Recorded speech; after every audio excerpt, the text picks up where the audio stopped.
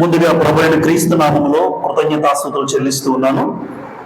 ఈ కూడిక ఏర్పాటు చేసినటువంటి కుటుంబం అప్పారావు గారు, వరలక్ష్మి గారి కుటుంబానికి, చేరవచ్చిన పరిస్థితులందరికీ కూడా ప్రభుపేట వందనాలు చెల్లిస్తూ మాటలు ఎప్పుడు కూడా లోకంలో ఎప్పుడు అభివృద్ధి చూసుకుంటూ ఆత్మీయత విషయంలో అంత ఆలోచన ఉండదు, కానీ లోకంలో అభివృద్ధి మాత్రమే చూస్తారు. ఎందుకంటే సంపాదన వచ్చాయా, ఆస్తి వచ్చిందా, అంతస్తులు పెరిగాయా, ఉద్యోగం వచ్చిందా అన్న ఆలోచన తప్ప దేవుని కోణంలో, దేవుని దృష్టిలో చూసినప్పుడు వాస్తవానికి ఆశీర్వాదానికి అర్హతలు వేరుగా ఉంటాయి.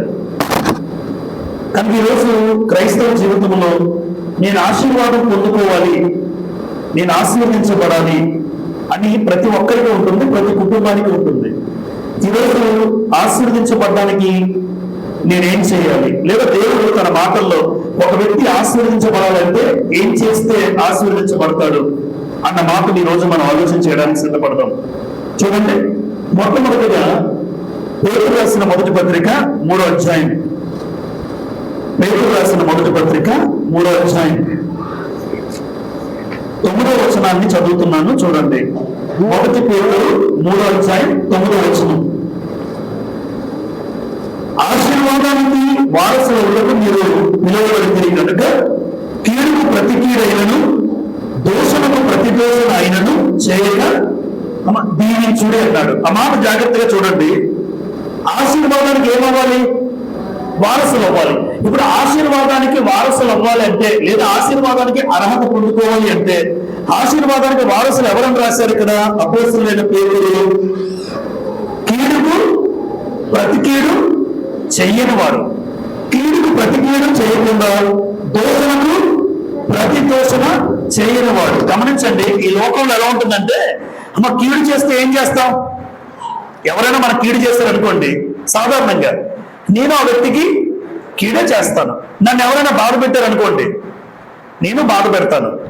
నా మీద ఎవరైనా నింద వేశారనుకోండి, నేను నిందిస్తాను. నన్ను తిడితే నేను తిడతాను. ఆలోచించండి. అంటే తెలియకుండానే క్రైస్తవుడిగా మనం ఏం చేస్తున్నాం అంటే, మనకు రావాల్సిన ఆశీర్వాదాన్ని కోల్పోతున్నారు చాలా మంది. నిజం. ఈరోజు సంఘానికి వచ్చినా కూడా చాలా మంది వాక్యము తెలిసిందో తెలియదో మనకు అర్థం కాదు, కానీ ఒకవేళ ఎవరైనా నిందించారనుకోండి, ఆ నింద తట్టుకోలేక వాళ్ళు ఏదో ఒక మాట అంటాం. ఆలోచించండి. కానీ వాస్తవానికి దేవుడు అంటూ మాట ఏంటంటే, నిజంగా నువ్వు ఆశీర్వాదం పొందుకోవాలి నీకుంటే ఆశీర్వాదానికి వారసులు అన్నాడు. ఆశీర్వాదానికి వారసులు ఎవరవుతారు? కీడుకి ఏం చేయకూడదు? చెయ్యొద్దు. దూషిస్తారు మిమ్మల్ని, తిరిగి ఏం చేయొద్దు? దోషణ చేయకూడదు, ప్రతి దోషణ చేయకూడదు. ఆలోచించండి. నిజంగా కీడుకు ప్రతి కీడు చేయకుండా, దోషణకు ప్రతి దోషణ చేయకుండా ఉంటే క్రైస్తవ జీవితం ఎంత బాగుంటుంది. ప్రపంచమంతా అమ్మ ఈ సూత్రం అర్థమైతే గొడవలు ఉంటాయా, పోలీస్ స్టేషన్లు ఉంటాయా? వాస్తవానికి ఈరోజు అటువంటి ఆలోచన లేదు కనుక పోలీస్ స్టేషన్లు ఏర్పడ్డాయి. కీడుకు ఎప్పుడు కూడా ప్రతి కీడే, దోషణకు ఎప్పుడు ప్రతి దోషణే. కానీ మనందరికీ కూడా మాదిరి ఎవరు? ప్రభు అయిన. అక్కడ 23 చూడండి, 2వ అధ్యాయం. పేతురు రాసిన మొదటి పత్రిక 2:23 చూడగలరా? ఆయన దూషింపబడి బదులు దూషింపలేదు, ఆయన శ్రమ పెట్టబడి బెదిరింపక న్యాయముగా తీర్పు తీర్చు దేవునికి తను తాను. అంటే యేసు ప్రభు మాదిరి నుంచి వెళ్ళాడని అక్కడ రాయబడుతుంది 21లో. క్రీస్తు కూడా మీ కొరకు బాధపడి మీరు తన అడుగుజాడల యందు నడుచుకున్నట్లు మీకు మాదిరి ఉంచి, అమ్మ ఎందులో నడాలి? క్రీస్తు నడుస్తూ ఉన్నారట. క్రీస్తు అడుగుజాడలు గ్రంథంలో చూపించాడు. ఆయన ఏ అడుగుజాడలు అయితే చూపించాడో ఆ అడుగుజాడల్లో మనము రావాలన్నాడు. కానీ ఆయన దూషిస్తే యేసుప్రభు దూషించలే. తిట్టుబోతు, తిరుగుబోతు, దయ్యములకు అధిపతి అన్నారు యేసుప్రభుని. ఉమ్మేసిన ఏమనలే. అంటే ఇప్పుడు యేసుప్రభు అడుగుజాడల్లో క్రైస్తవులు నడవరు. నడిచినట్టుగా సంఘానికి అయితే వెళ్తున్నాం మనందరం కూడా. కానీ ఎవరైనా దూషిస్తే నేను తట్టుకోను, ఎవరైనా నిందిస్తే నేను నిందిస్తాను. వాళ్ళు ఒక మాట అంటే నేను 2 మాటలు అంటాను. అంటే తెలియకుండా ఆశీర్వాదం కావాలని చేతులాగా నేను దూరం చేసుకుంటున్నాను. కాబట్టి కీడుకు ప్రతి కీడు, దోషణకు ప్రతి దోషణ, లేదా కొన్ని మాటలు రాశాను ఇక్కడ. బాధిస్తారు నిన్ను, ఏం చేయకూడదు? బాధ పెట్టకూడదు. నిన్ను నింద, దుఃఖము, తిట్టినా, కొట్టినా తిరిగి నువ్వు చేయక మౌనంగా ఉండి యేసుప్రభు ఏం చేశారు? న్యాయముగా తీర్పు తీర్చి ఎవరికి అప్పగించుకున్నాడు? దేవుడు చూసుకుంటాడు. ఈరోజు సంఘంలో ఒక సహోదరుడు ఒక మాట ఉందంటే, లేదా మిమ్మల్ని అంటే దేవుడు చూసుకుంటాడని వదిలిపెడుతున్నామా, లేదు ఆ మాట అన్నబట్టి వాళ్ళ మీద కోపం, ఈర్ష, అసూయ, కలహం అవి పెట్టుకుంటున్నామండి ఈ రోజున. పలానా సహోదరుడు బ్రదర్ మిమ్మల్ని ఇలా అన్నారంటే నేనేం చేస్తానంటే ఆ వ్యక్తి మీద కోపం పెట్టుకుంటాను. నిజంగా కోపం రాకుండా దేవుడే చూసుకుంటాడులేండి అని మీరు అనండి. నిజంగా ఆశీర్వాదానికి ఇది నిజమైన అర్హతమ్మ. అందుకే చాలా తక్కువ మంది పొందుకుంటారు. ఎందుకంటే ఎవరో కూడా నిందను భరించరు. మత్తయి సువార్త 5:11 మీ అందరికీ గుర్తుందా? జనులు నా నిమిత్తము జనులు మిమ్మును ఏం చేస్తారు? నిందించి, హింసించి, మీ మీద చెడ్డ మాటలు అబద్ధపు మాటలు పలుకున్నప్పుడల్లా మీరు ధన్యులు అంటాడు. మీరు సంతోషించి పరలోకమందు మీ ఫలము. అది మర్చిపోయి నన్ను తిట్టావు కదా నేను తిడతాను అంటే పరలోకంలో ఫలాన్ని పోగొట్టుకుంటున్నారు మనుషులు. అందుకే నా నిమిత్తము జనులు. ఈరోజు సంఘానికి వచ్చిన వాళ్ళు మిమ్మల్ని నన్ను ఎవరైనా అంటే రీసెంట్ గా కొన్ని మాటలు అన్నారని విన్నాను నేను. అలా అంటూ ఉన్నారు. అమ్మ దేవుడికి అని చెప్పాను, ఆవిడ సైలెంట్ అయిపోయింది. సంఘంలో వాళ్ళే మాట్లాడుతూ ఉంటే ఆలోచన చూడండి. సంఘంలో వాళ్ళే వచ్చి నా దగ్గరికి వచ్చాక ఆవిడ, నీ ముందు అలా ఉంటారు కానీ నీ గురించి మాట్లాడుకుంటున్నారు, నా గురించి ఏముంటుంది మాట్లాడుకోవడానికి? పోనీ మాట్లాడుకుంటున్నారు కదమ్మా, సంతోషం అన్నాను నేను. ఇంకా మాట్లాడరు మనతోని. మనం ఏదైనా తప్పు చేస్తే మనం బాధపడాలి, మనం ఏదైనా వేరే విధంగా ప్రవర్తిస్తే మనం బాధపడాలి. అంటే ఇవి కల్పించి సంఘంలో ఉన్న వారి మధ్య ఐక్యత పోగొట్టడానికి ఆలోచిస్తే అర్థమవుతుంది. అదే వాక్యం తెలియని వాళ్ళు అనుకోండి, ఇలా అన్నారా, ఆశీర్వాదం నేనెందుకు పోగొట్టుకోవాలి అన్న వాళ్ళు పోగొట్టుకుంటారు, చేసిన వాళ్ళు పోగొట్టుకుంటారు. అందుకే ఎన్ని అన్నా యేసుప్రభు ఒక మాదిరి చూపించి వెళ్ళారు. కాబట్టి మనం ఏమర్థం అవ్వాలంటే, జనులు నా నిమిత్తం నిన్ను నిందిస్తారు, హింసిస్తారు, మీ మీద అబద్ధంగా చెడ్డ మాటలు పలుకుతారు, లేనిపోని మాటలు చెప్పొచ్చు. అయితే ఒకటి, పరలోకమందు నీకు ఫలం అధికమవుతుంది. వాళ్ళు నీ ఫలాన్ని పెంచుతున్నారు ఇండైరెక్ట్ గా, వాళ్ళు తెలియకుండా. నీకేమో పెరుగుతుంది, వాళ్ళకేమో తగ్గుతుంది. ఆ విషయం అర్థమైతే తిరిగి ఎవరో ఒక మాట అనం మనం. కాబట్టి ఆశీర్వాదానికి మొట్టమొదటి అర్హత ఇదే.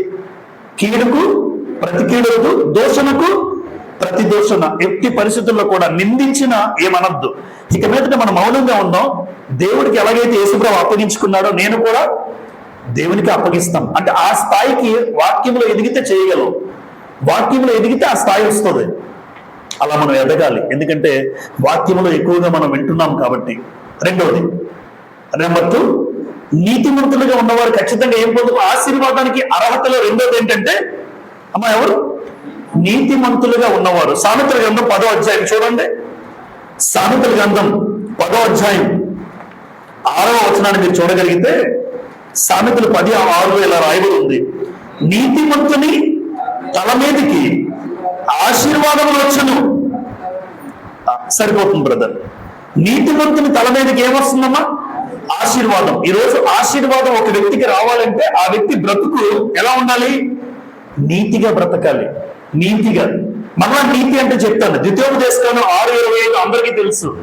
నీతి అంటే ఏంటి అంటే, ద్వితీయోపదేశకాండం 6:25లో నిర్వచనం ఉంటుంది. ఈ సమస్తమైన ఆజ్ఞలు అనుసరించి నడుచుకుంటే నీకు నీతి కలుగుతుంది అంటాడు. అంటే సమస్తమైన ఆజ్ఞలు అనుసరించి నడుచుకుంటే నీకు నాకు కలిగేది నీతి. ఇప్పుడు ఆ నీతి నీకు ఆశీర్వాదానికి అర్హత, ఎలిజిబుల్. నేను ఆశీర్వాదాన్ని పొందుకోవాలంటే నీతియుక్తమైన జీవితం నాకు ఉండాలి. దేవుని ఆజ్ఞలు పాటించిన నోవాహు జీవితంలో రాయబడిన మాట మన అందరికీ తెలుసు. ఆదికాండం 6:22లో ఉంటుంది ఈ మాట. ఆదికాండం 7:5లో కూడా ఉంటుంది.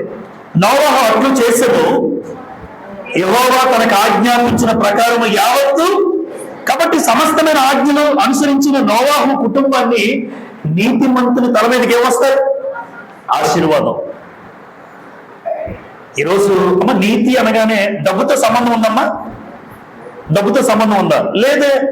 ఒక వ్యక్తి నీతిగా బ్రతకడం ఎలా ఉందంటే, దేవుడు చెప్పినట్లు బ్రతికితే ఆ వ్యక్తి నీతిమంతుడు. అలా నీతిమంతుడు తల మీదకి ఏమొస్తుంది?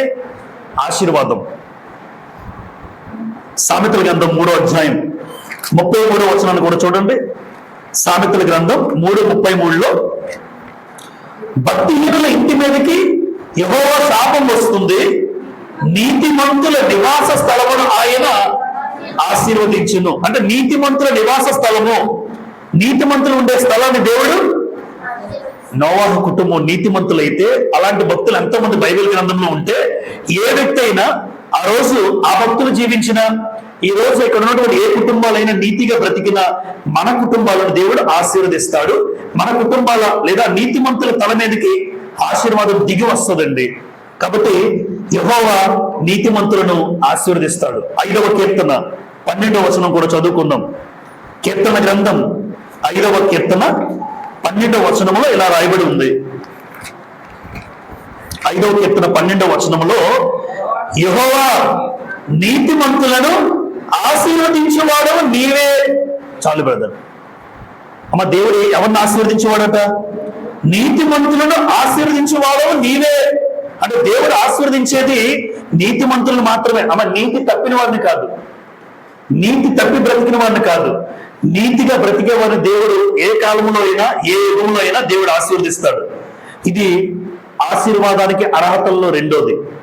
మొట్టమొదటిది కీడుకు ప్రతి కీడు చేయకుండా, దోషణకు ప్రతిదోషం చేయకుండా ఉండేవాడు దేవుడు ఆశీర్వదిస్తే, రెండవది నీతిమంతులుగా ఉన్నవాడిని దేవుడు ఆశీర్వదిస్తాడు. నెంబర్ 3, భయభక్తులు గల జీవితం. భయభక్తులు గల జీవితం 115వ కీర్తన చూడండి. అందరము 115వ కీర్తన, కీర్తనల గ్రంథం 115వ కీర్తన 13వ వచనం చదువుతున్నాను. పిల్లలనేమి పెద్దలనేమి తన యందు భయభక్తులు గలవారిని యెహోవా ఆశీర్వదించును, మిమ్మును మీ పిల్లలను వృద్ధి పొందించును అన్నాడు. అంటే పిన్నలు అంటే చిన్న పిల్లలు, పెద్దలు, పిన్నలు పెద్దలు ఎవరైనా సరే తన యందు ఏముండాలి? భయభక్తులు గలవారిని యెహోవా ఆశీర్వదిస్తారన్నాడమ్మ. అమ్మ, ఏ కాలమైనా మరొకసారి ఇది భయము భక్తి ఎప్పుడు మనకు ఉండాలి. ఈరోజు సంఘానికి వచ్చినప్పుడు మనం చాలా భయంగా ఉంటాం, భక్తిగా ఉన్నట్టు అనిపిస్తాం మన ఫేస్లో. ఎందుకంటే సంఘంలో ఉన్నామని. ఒకవేళ మనమే ఇంటికి వెళ్ళామనుకోండి, నిజంగా ఒక భార్య దేవుడు నన్ను చూస్తున్నాడని ఆ భర్తతో మాట్లాడుతుందా? ఆలోచించండి. అంటే భర్తకి ఏముండాలి? భార్య భర్తకి ఎలా ఉండాలమ్మా? లోబడి ఉండాలి. ఇంటికి వెళ్ళిన తర్వాత సంఘస్థులు ఎవరు ఉండరు కాబట్టి ఆ భర్త మీద ఎదురు సమాధానం చెప్తుంది అనుకోండి, వాళ్ళ మధ్య ఎవరు లేరని ఆలోచిస్తుంది ఆవిడ. వారి మాటలు ఎవరు వినరు అనుకుంటుంది? అంటే దేవుడు లేడని అనుకుంటుంది. దేవుడు అన్ని చోట్ల ఒకే కాలంలో ఉన్నవాడు. ఇప్పుడు భర్త మీద నువ్వు ఎదురు సమాధానం చెప్తున్నావు అంటే దేవుడు అంటే నీకేమి లేదు, భయం లేదు. భార్యను తిడుతున్నావు, కొడుతున్నావు, ప్రేమించలేకపోతున్నావు అంటే ఆ భర్తకు భార్య మీద ప్రేమ లేదంటే ఎవరు భయం లేదు? అంటే ఈరోజు భయభక్తులు అనేవి సంఘానికి పరిమితం అయిపోయాయి తప్ప ఇంటికి వెళ్తే, ఉద్యోగ స్థలాల్లో ఉన్నప్పుడు ఏ నోటి మీద ఏ మాట వస్తుందో, ఎలా మాట్లాడుతున్నానో, ఎవరు చూస్తున్నారో, ఇష్టానుసారంగా ప్రవర్తిస్తున్నావో, ఎక్కడున్నావో గుర్తుపెట్టుకోవాలి. సంఘంలోనే కాదు, సమాజంలోనైనా, కుటుంబంలోనైనా, ఉద్యోగ స్థలంలోనైనా ఎప్పుడు దేవుని ఏది చూస్తాడు? దేవుడు భయభక్తులు. కేవలం సంఘానికి వచ్చినప్పుడు ఎలాగా అందరూ బాగుంటారు చూడండి. కావాలంటే సంఘానికి వచ్చినప్పుడు అందరూ బాగుంటారు, కానీ సమాజంలో ఉన్నప్పుడు, నీ స్నేహితుల దగ్గర ఉన్నప్పుడు, ఇంట్లో భర్త దగ్గర భార్య ఉన్నప్పుడు, వాళ్ళు కలిసి ఉన్నప్పుడు వాళ్ళ ప్రవర్తన, వాళ్ళ మాట తీరు, ఇవన్నీ దేవుడు పరిగణలోకి తీసుకొని ఒక కుటుంబాన్ని భయభక్తులు కలిగిందా లేదా అని చూస్తాడు. 128వ కీర్తన మనం చదువుకుందాం. ముందుగా గత 2 వారాల క్రితం 128:4 యెహోవా యొక్క భయభక్తులు గలవాడు ఈలాగు ఆశీర్వదింపబడును. మీ అందరికీ చెప్పారు, అమ్మ, కష్టార్జితము అనుభవిస్తారా? అనుభవిస్తాడు. తన భార్య తన లోటుతో ఉంటుందా ఉండదా? ఈరోజు డబ్బు ఉండొచ్చు అమ్మా, డబ్బు ఉండొచ్చు, కానీ భర్త మాట భార్య వినకపోతే అమ్మ అది ఆశీర్వాదమా? ఇప్పుడు డబ్బు లేకపోయినా గెంజి తాగిన, నేనేమంటానంటే గెంజి తాగిన ఒక భర్తకు లోబడింది అనుకోండి, అబ్బా ఎంత ఆశీర్వదించబడిన కుటుంబం అంటారు. అందుకే ఏది దేవుడి దగ్గరికి వచ్చినప్పుడు డబ్బుతో సంబంధం ఉన్నదండి. అది మీరు మొదటిదైనా రెండో నీతి అయినా ఎక్కడ డబ్బుతో సంబంధం ఉండదు. భయభక్తులు కలిగిన జీవితమైనా నిజంగా నా మాట నా భార్య వింటుంది అనుకోండి, నా మాట నా భార్య వింటే ఆశీర్వదించబడిన కుటుంబం, మా మాట పిల్లలు వింటే ఆశీర్వదించబడిన కుటుంబం. ఇప్పుడు అన్నీ ఉన్నాయి అందరికీ, ఏ లోటు లేదు, కానీ తల్లిదండ్రుల మాట పిల్లలు వింటలేదు అనుకోండి, తల్లిదండ్రులనే భయపడుతున్నారు అనుకోండి, తల్లిదండ్రులకి ఎదురు సమాధానం చెప్తున్నారు అనుకోండి, అది ఆశీర్వదించబడిన కుటుంబం అనుకుంటున్నారా? ఎప్పటికీ కాదు. మా పిల్లలైనా తల్లిదండ్రులు దేవుడి దృష్టిలో మీ కుటుంబం ఆశీర్వదించబడాలంటే అమ్మా నాన్నల మాటకు మీరు లోబడాలి. భర్త భార్య, అందుకే ఏది ఆశీర్వదించబడిన కుటుంబం అంటే ఆ భర్త లోబిత భార్య ఉండాలి, వాళ్ళ కిందన పిల్లలు భోజన బల్ల చుట్టూ ఒలీవల మొక్కల వల్లే ఉండాలి. ఆ కుటుంబాన్ని దేవుడు ఏమన్నాడు? ఆశీర్వదించబడిన కుటుంబం. కాబట్టి భయభక్తులు గల జీవితాన్ని బట్టి కుటుంబాలు ఆశీర్వదించబడతాయి. యోబు గురించి సాక్ష్యం మనకు తెలుసు కదా అందరికి. యోబు గ్రంథం 1వ అధ్యాయం 1వ వచనంలో ఏముంటుంది చూడండి ఒకసారి. ఊజు దేశమునందు యోబు అని ఒక మనుషుడుండెను, యథార్థవర్తనుడును న్యాయవంతుడునై దేవుని యందు ఏమున్నాయి? భయభక్తులు కలిగి. అమ్మ యోబు కుటుంబం దేవుని యందు ఏమి కలిగి ఉంది? ఎప్పుడు యోబు గ్రంథం మీరు చదువుతూ ఉంటాం, నేను చదువుతూ ఉంటాను. అమ్మ ఆస్తి గురించి దేవుడు ముందు చెప్పాడా, క్యారెక్టర్ చెప్పాడా? అంటే దేవుడు ఎప్పుడు కూడా ఒక మనిషిలో చూసేది ఏంటి తెలుసమ్మా? క్యారెక్టర్. అంటే వాడి ప్రవర్తన, వాడి యొక్క జీవిత విధానం. ఎప్పుడు యోబు వాస్తవానికి ఆస్తిపరుడే, కానీ దేవుడు ఎప్పుడు ఒక వ్యక్తిని చెప్పేటప్పుడు దేవుడి ఉద్దేశంలో ఆస్తి ముందు లెక్క కాదు, క్యారెక్టర్ ముఖ్యం దేవుడికి. ఆయనకి ప్రవర్తన కావాలి. అందుకే ముందు ప్రవర్తన ఇంట్రొడ్యూస్ చేసి తర్వాత అంటాడు ఆయనకున్న ఆస్తి చెప్పాడు. చూస్తారా, వాస్తవానికి గ్రంథం ఎలా రాయొచ్చు? ఆస్తి చెప్పి క్యారెక్టర్ రాయొచ్చు. కానీ యోబు దేవుడు ముందుగా చూసేది ఏంటి ఒక వ్యక్తిలో? ఆయన జీవితాన్ని. ఎలాంటివాడంట? భయభక్తులు కలిగిన వాడు. 42:12 యోబు గ్రంథం. 42:12 యోబు గ్రంథం. యెహోవా యోబును మొదట ఆశీర్వదించినంత కంటే మరి అధికముగా. ఎందుకంటారు? ఆ కుటుంబం దేవుడి పట్ల ఏముంది? అంతేనండి, సింపుల్. మొదట ఆశీర్వదించాడు దేవుడు, మొదట ఆశీర్వదించాడు. ఇప్పుడు రెండింతలు. మొదట ఆశీర్వదించకండి అంటే రెండింతలు యోబును ఆశీర్వదించడానికి కారణం ఏంటంటే యోబుకు ఆయన కుటుంబానికి దేవుడు అంటే భయభక్తులు. ఈరోజు భార్య అయినా భర్త అయినా పిల్లలైనా అమ్మ మీకు మన కుటుంబాల మీదకి ఆశీర్వాదం రాకుండా పోవడానికి కారణం ఏంటంటే భయభక్తులు లేకపోతే మన కుటుంబం ఆశీర్వదించబడవు. అందుకే ఆశీర్వదించబడే కుటుంబాలుగా మన కుటుంబాలు ఉండాలి అంటే భయభక్తులు కలిగిన కుటుంబాలుగా ఉండగలిగితే ఖచ్చితంగా మనం ఆశీర్వదించబడతాం. నంబర్ 4 మాట వినుట. చాలా మంది కానుకలు అర్పిస్తే, కానుకలు అందరికన్నా ఎక్కువ ఇస్తే దేవుడు మమ్మల్ని చూస్తాడు అని అనుకుంటారు. దశం భాగం అంటారు, లేదా దశం భాగానికి మించింది. ఇప్పుడు కొత్త నిబంధన కనుక దశం భాగానికి మించింది మనం ఇవ్వాలి. అయితే కానుకలు అర్పించినంత మాత్రాన దేవుడు పొంగిపోడు. వాక్యం చెప్తున్నంత మాత్రాన నన్ను బట్టి దేవుడు పొంగిపోడు. వాక్యం చెప్పిన సంఘంలో పరిచర్య చేసినంత మాత్రాన దేవుడు పొంగిపోడు. ఎప్పుడు దేవుడు ఎప్పుడు ఆనందపడతాడంటే ఒకటే చూడండి, అంటే వాక్యం చెప్పినా పరిచర్య చేసినా అదొక భాగం. అన్నిటికంటే ముందుగా ఏది శ్రేష్టం అన్నాడు? మాట వినుట. ఎందుకు అంటే ఆశీర్వాదానికి అర్హత మాట వినడం. సమూయేలు మొదటి గ్రంథం 15వ అధ్యాయం. సమూయేలు మొదటి గ్రంథం 15వ అధ్యాయం 22 చదువుతున్నాను. అందుకు సమూయేలు తాను సెలవిచ్చిన ఆజ్ఞను ఒకడు గైకొనుట వలన యెహోవా సంతోషించినట్లు ఒకడు దహన బలులను అర్పించుట వలన ఆయన సంతోషించిన. ఆలోచించుము, బలులు అర్పించుట కంటే ఆజ్ఞను గైకొనుటయు, పొట్టేళ్ల క్రొమ్ము అర్పించుట కంటే మాట వినుటయు శ్రేష్టమన్నాడు. అంటే ఇప్పుడు ఆశీర్వదించబడడానికి ఏం చేయాలమ్మా? ఏది కావాలి? బలుల. ఎన్ని బలులు అర్పించినా, పొట్టేళ్ల క్రొవ్వు అర్పించినా దేవుడికి అది ఇష్టం ఉండదు. కానీ ఆలోచించు అంటున్నాడు. ఏది శ్రేష్టం? మాట వినుట శ్రేష్టం. ఇప్పుడు ఆదికాండం 24వ అధ్యాయం. అబ్రహాం గారి జీవితంలో జరిగినటువంటి ఆయన ఆశీర్వదించబడడానికి గల ప్రధానమైన కారణం ఆదికాండం 24:1 అబ్రహాము బహుకాలము గడిచిన వృద్ధుడై ఉండెను, అన్ని విషయములలోనూ యెహోవా అబ్రహామును ఏం చేశాడమ్మా? కొన్ని విషయాల, అన్ని విషయములలో, అంటే భౌతికంగాను ఆత్మీయంగాను అన్ని విషయాలు అన్నాడు. భౌతికంగా ఆత్మీయంగా రెండు విషయాల్లో కూడా దేవుడైన యెహోవా అబ్రహామును ఏం చేశారు? ఆశీర్వదించారు. ఆ మాట మనం వింటున్నాం.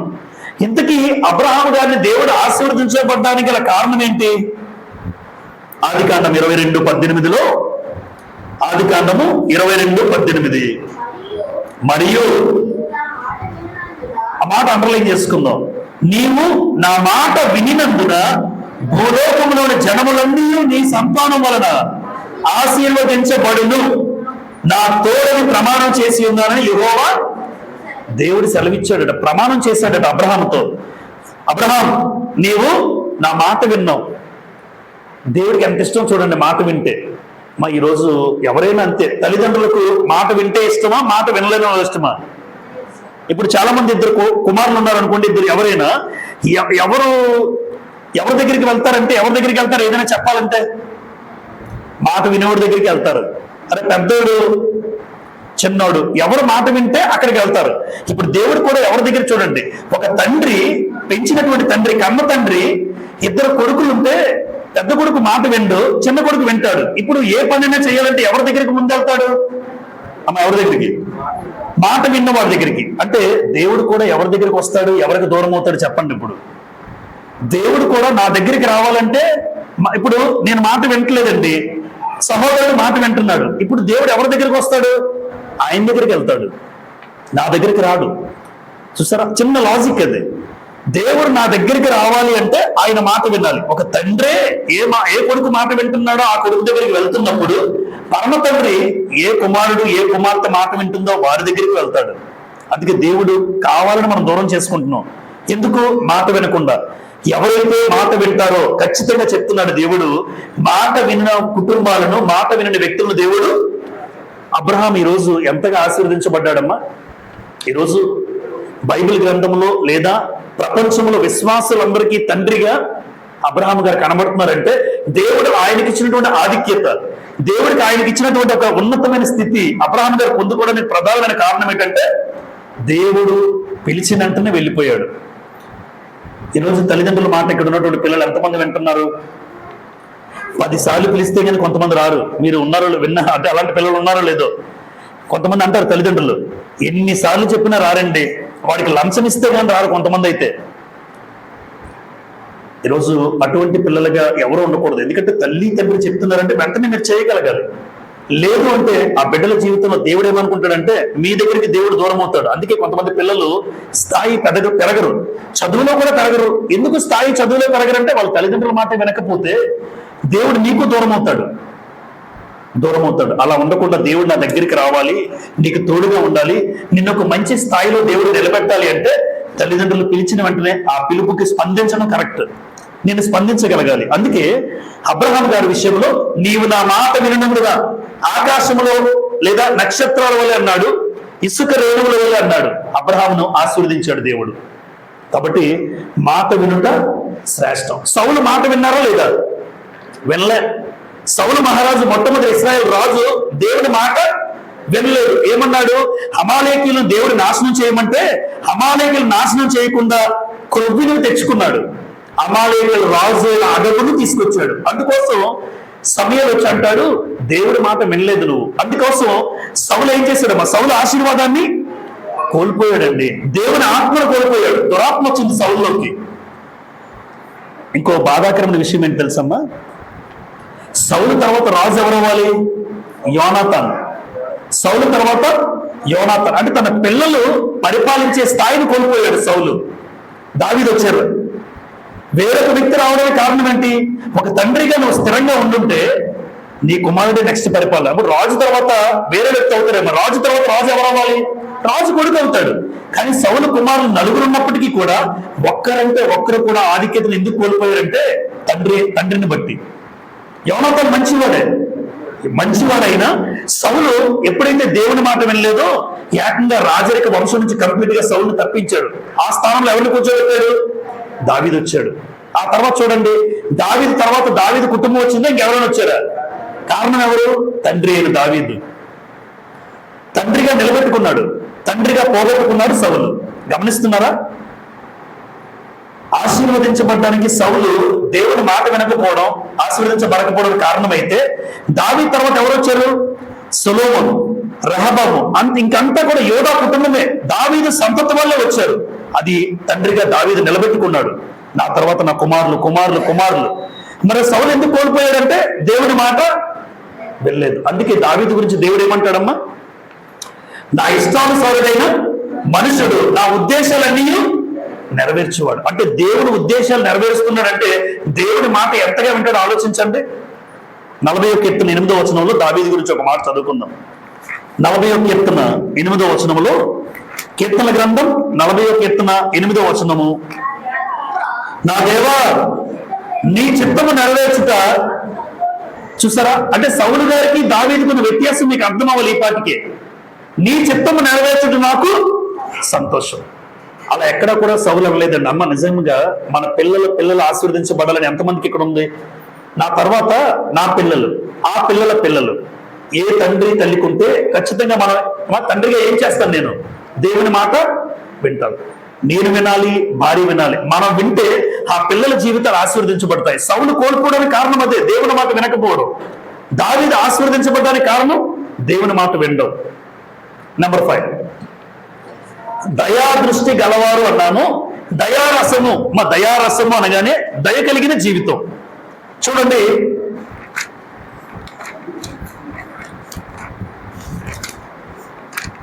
నలభై 42వ కీర్తన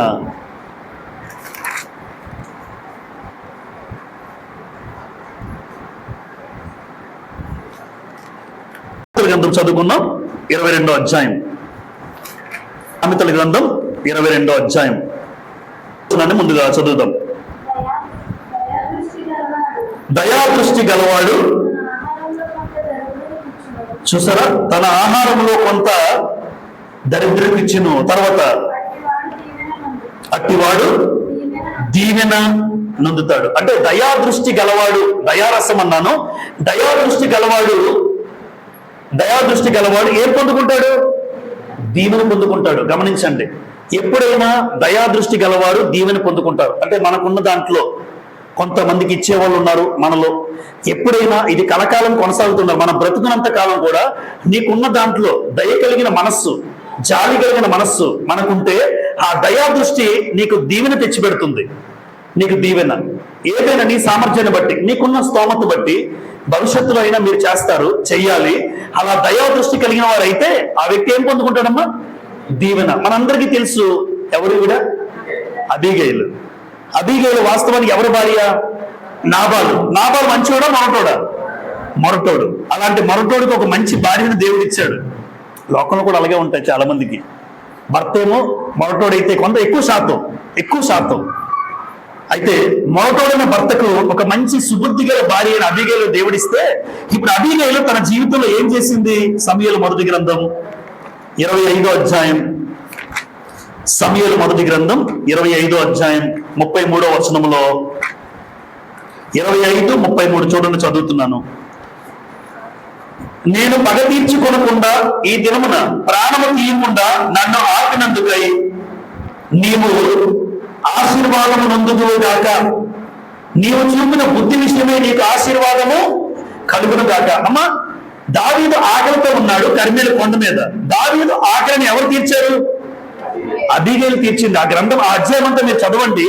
అబీగైలు 600 మందితో దావీదు గారు ఉన్నారు, ఆకలిగా ఉన్నారు. తన వారికి ఆహారం లేదని నాబాల్ దగ్గరికి పంపిస్తే నాబాల్ ఆకలి తీర్చలేదు, కానీ తెలుసుకున్న అబీగైలు నిజంగా దయ కలిగి దావీదు దగ్గరికి పంపించిందండి. ఆహారాన్ని తీసుకున్నాడు. ఆహారాన్ని తీసుకున్నటువంటి దావీదు అబీగైలుతో నువ్వు ఆశీర్వదించబడతావు అన్నాడు. ఈ వచనం, నువ్వు ఆశీర్వదించబడతావు. నిజంగా దావీదుకు భార్యగా అబీగైలు అయ్యింది. ఎందుకంటే నాబాలు చనిపోతాడు. ఆ తర్వాత దావీదుకి భార్య. అమ్మ, దావీదు గారికి భార్య అంటే గొప్ప విషయమా? గొప్ప విషయమే. దావీదు అంతటి భక్తిపరుడికి భార్య అయిందంటే అది మంచి విషయం. అందుకోసం అబీగైలు అంత ఆశీర్వాదం పొందుకుంది. 45వ కీర్తన, ఆ మాట చూద్దాం ఒకసారి. 45వ కీర్తన, కీర్తన గ్రంథం 45వ కీర్తన 2వ వచనం. నరుల కంటే నీవు అతి సుందరుడై ఉన్నావు, నీ పెదవుల మీద దయారసము పోయబడి ఉన్నది కావున దేవుడు. చూసారమ్మా, నీ పెదవుల మీద ఏముంది? పెదవుల మీద దయారసము అని అర్థం ఏంటంటే నువ్వు నీ జీవితంలో ఎదుటివాడికి దయ చూపించేవాడిని. దయ కలిగిన మనస్తత్వం నీకుంది, దయ చూపిస్తున్నావు. కాబట్టి దేవుడు నిత్యము నిన్ను ఆశీర్వదిస్తాడు. కాబట్టి దయాదృష్టి, దయారసము, దయ కలిగిన, జాలి కలిగిన, కనికరించగలిగిన హృదయం నీకుంటే ఖచ్చితంగా ఆ దయ కలిగిన జీవితం నీకు దీవెన తెచ్చి పెడుతుంది. అబిగైలు జీవితంలో పొందుకుంది. దావీదుకు భార్యగా దేవుడు చేశాడు, ఆవిడ్ని గొప్పగా ఆశీర్వదించాడు దేవుడు. ఈ రోజు ఇక్కడ ఉన్న మనం కూడా ఆశీర్వదించబడ జీవితం కావాలి అంటే ఖచ్చితంగా ఎదుటివారి పట్ల, తోటి సహోదరుల పట్ల దయగలిగినటువంటి మనస్తత్వమైన, వ్యక్తిత్వమైన నాకు ఉండగలగాలి. ఒకవేళ లేకపోతే నేను నేర్చుకుంటాను. ఎదుటివాడి పట్ల దయాదృష్టిని నేను నేర్చుకుంటాను. అలా నేర్చుకుంటే నేను ఆశీర్వాదానికి అర్హతగా నేను పొందుకున్న వాడినే. రైట్. ఆరోది చివరిగా యాజకులకు ఇచ్చిన ప్రథమ ఫలములు. చూడండి, చాలా మంది మనకి సేవకులకు కానీ దైవజనులకు కానీ ఏవో ఒక పదార్థాలు తెస్తూ ఉంటారు. అమ్మ తెస్తారా? వాళ్ళ ఇంట్లో ఏదైనా ఇది ప్రథమ ఫలము వాళ్ళు భావించి, అంటే దేవుని సేవకుడికి ఇస్తే దేవునికి ఇచ్చినట్టుగా పరిచయం చేస్తున్నాడు కాబట్టి ఆ ఉద్దేశంతో పాత నిబంధన కాలంలో మనం చూస్తే యాజకులకు తెచ్చి ఇవ్వడం అది ఒక మంచి పద్ధతి. దాన్ని బట్టి యెహెజ్కేలు గ్రంథం 44వ అధ్యాయంలో ఒక మాట చూడండి. యెహెజ్కేలు గ్రంథం 44వ అధ్యాయం, యెహెజ్కేలు గ్రంథము 44వ అధ్యాయం 30వ వచనాన్ని చూడగలరా? మీ ప్రతిష్ఠితార్పణములన్నిటిలోనూ, తొలచూలు వాటన్నిటిలోనూ మొదటివియు, ప్రథమ ఫలములన్నిటిలోనూ మొదటివియు యాజకుల వదను. ఎవరు అవుతాయన్నాడమ్మా? యాజకులు. అవి అంటే మీరు అర్పించే ప్రతి అర్పణ, తొలచూలు, ప్రతి మొదటిది, ప్రథమ ఫలములన్నీ ఎవరివి? యాజకులు అన్నాడు. తర్వాత మీ కుటుంబములకు ఆశీర్వాదము కలుగునట్లు మీరు ముందుగా పిసికిన పిండి ముద్దను యాజకులకు ఇయ్యబడెను. ఎవరి కుటుంబాలు ఆశీర్వదించబడాలి? మన కుటుంబాలు ఆశీర్వదించబడాలంటే ముందుగా పిసికిన పిండి అన్నాడు. ఎవరికి ఇవ్వాలట? యాజకులకి ఇస్తే పాత నిబంధన కాలంలో చేసిన పరిచర్య యాజకులకు మీరు ఇచ్చింది నిజంగా మన కుటుంబాలు ఆశీర్వదించబడతాయి. ఎప్పుడు ఏ సేవకుడమ్మా, ఏ సేవకుడికి ఇచ్చినా మీరు ఏది సేవపరంగా ఇచ్చినా మళ్ళీ ఇచ్చింది నష్టం చేసే సేవకులకు కాదు. అలాంటి వాళ్ళు ఉంటారు. ఏది సేవకుడికి ఇచ్చినా అది మీ అకౌంట్లో వస్తుంది, ఫలం పొందుకుంటారు ఖచ్చితంగా. సేవకుడికి ఇచ్చింది ఏది నష్టపోరు. ఎందుకంటే సారేపతి విధవరాలు ఉంది. సారేపతి విధవరాల గురించి మన అందరికీ తెలుసు. అక్కడ ఏలియా గారు కరువు వచ్చిన సమయంలో ఏం చేసింది ఆవిడ? కొంచెం ఆ బుడ్డిలో కొంచెం నూనె ఉందట. చిన్న రొట్టె ముక్క గురించి మాట్లాడతాడు. అంటే చిన్న అప్పం మాత్రమే అవుతుంది. ఆ అప్పం చేసుకొని తింటే అది ఒకటే ఉంది, అది కూడా నేను నా కుమారుడు తిని చనిపోతాము అంటది ఆవిడ. ఏలియా గారు వస్తారు, అమ్మ అది కాదు, ముందు నాకు చేసి పెట్టు అని అంటే, అమ్మ మాట విన్నదా? ఎవరో తెలియని అపరిచితమైన వ్యక్తి వచ్చి అడిగినప్పుడు ముందు మనం చూసుకుంటామా, ఎదుటి వాడికి చూస్తామంటే నా ప్రాణమే చూసుకుంటాను. కానీ సారేపతి విధవరాలు గురించి చదువుతున్న పేరు లేకపోయినా ఆ సారేపతి ఊరికి పేరు తీసుకొచ్చింది ఈవిడ. ఈ సారేపతి విధవరాలు దైవజనుడైన ఏలియాకు ఆ అప్పం చేసి పెట్టింది. చూడండి, ఇంకా ఆ కుటుంబంలో లోటు లేదంటారు. ఆ మాట చదువుదామా? రాజుల మొదటి గ్రంథం 17వ అధ్యాయం, మొదటి రాజుల గ్రంథం 17వ అధ్యాయం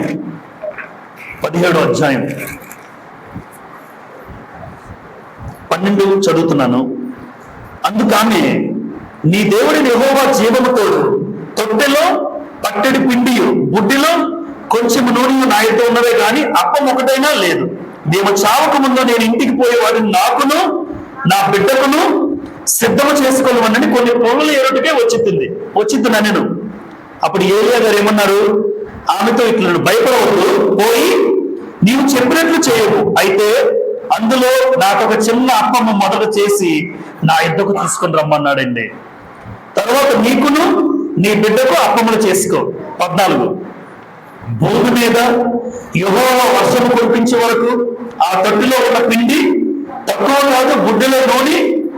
అమ్మ ఇది ఆశ్చర్యం అనిపించలేదమ్మా? చదువుతున్నాం కానీ ఆవిడ ఆల్రెడీ ఏం చెప్పిందంటే కొంచెం నూనె బుడ్డిలో అన్నది. కానీ వర్షం ఎన్ని సంవత్సరాలు కురవలేదు? 3.5. మరలా ఏలియా ప్రార్థన చేస్తే ఎన్ని సంవత్సరాలు కురిచింది? 3.5 సంవత్సరాలు భూమి మీద వర్షం లేదు.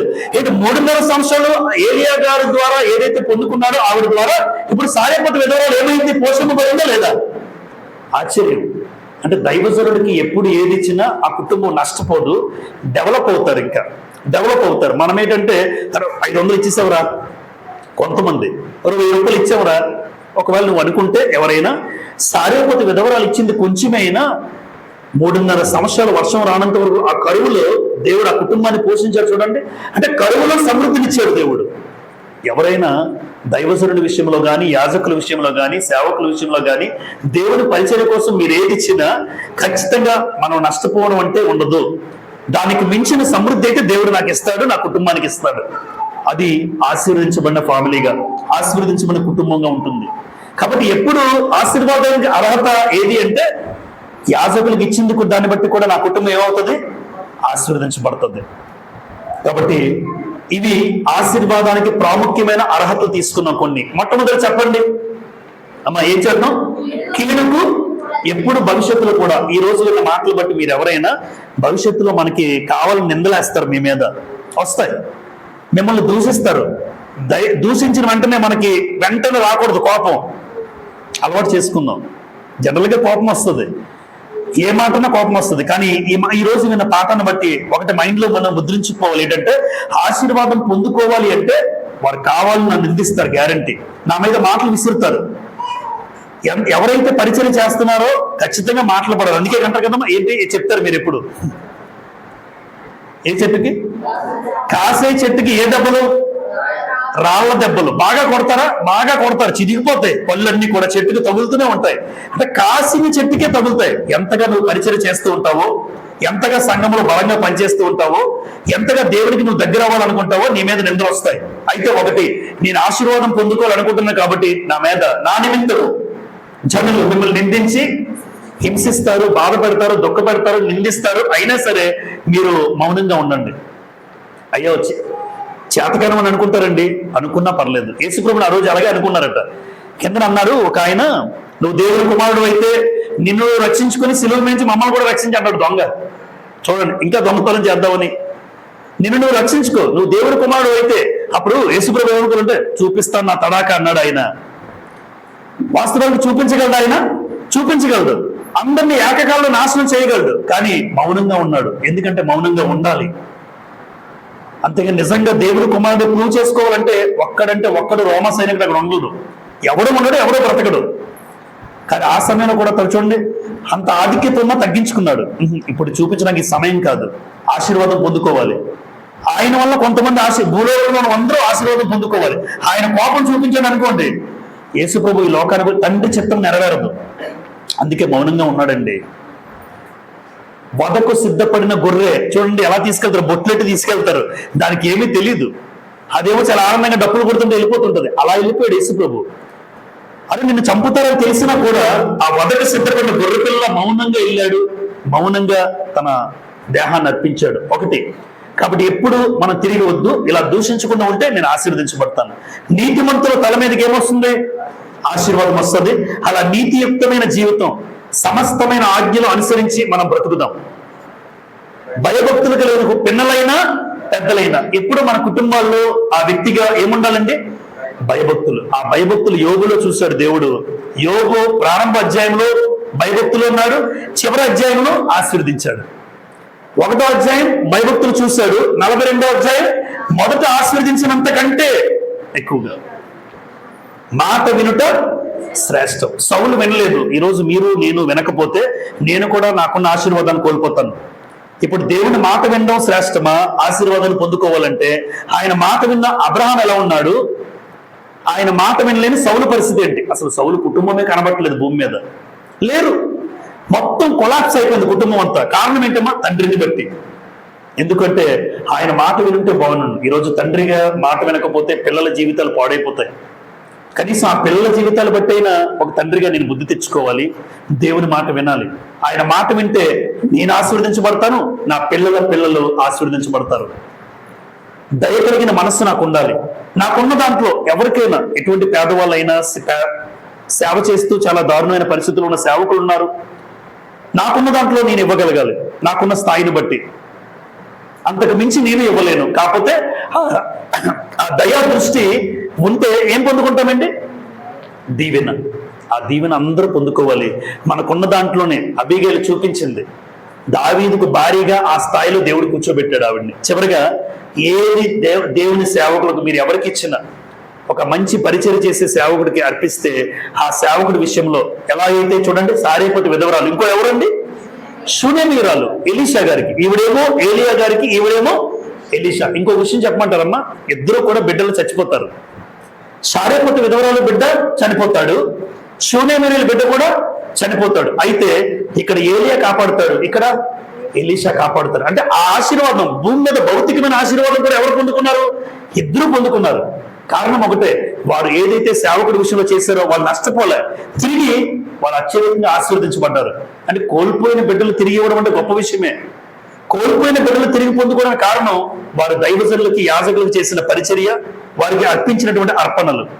చివరిగా దేవుని చేత ఆశీర్వదించబడిన వాళ్ళందరూ కూడా ఎక్కడికి వెళ్తారో చదువుకొని మనం ముగించుకుందాం. మత్తయి సువార్త 25వ అధ్యాయం. మత్తయి సువార్త. ఈ రీతిగా ఎవరైతే ఆశీర్వదించబడతారో, ఇలా ఆశీర్వదించబడిన ప్రతి ఒక్కరు, ప్రతి కుటుంబం, ప్రతి విశ్వాసి, ప్రతి క్రైస్తవుడు ఎక్కడికి వెళ్తారంటే మత్తయి సువార్త 25:34.